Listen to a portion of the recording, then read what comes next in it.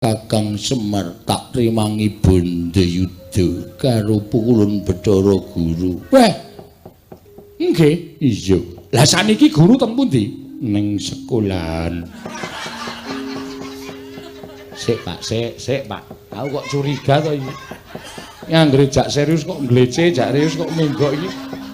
Gusti. Tak takonane. Ndara saged unggul kalih Bathara Guru. Iya, Petruk. Aku ditampani guntur geni guntur angin ora apa-apa. Mboten apa-apa. Ora, nyatane ora ana awakku sing babak. Bucik. Yo toyo wis iki kudu ndara iki. Ayo diteruske terus dititik terus. Bucik napane?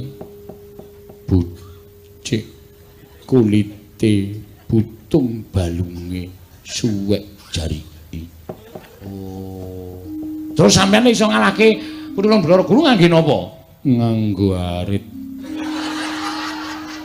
Sik, mundur, Mak, mundur.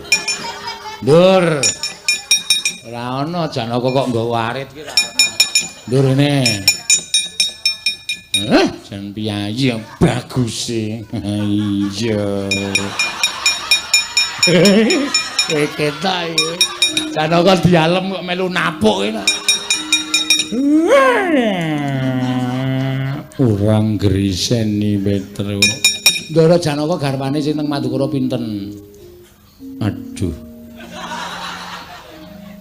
Lali aku. Siji Ndara Wara Sudeltri. Utuk. Kuwi bab mbokne Agus. Wara Srigandhi.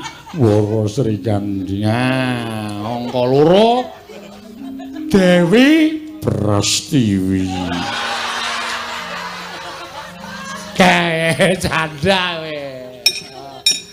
Sing saking Widara Kandhang sapa? Garwa Sembilan Suwa Widara Kandhang. Ayo. Sing saka Widara Kandhang. Sak letonge ora. Sik, sampean jane sapa sampean? Ayo sapa? Ngaku wae. Ora gelem aku tak ajar ngono. Ora percaya aku nek Ndara Janaka. Ayo, sapa? Ora ngaku? Wak tubruk cemplung kawah Cadewa. Iki mereka truk.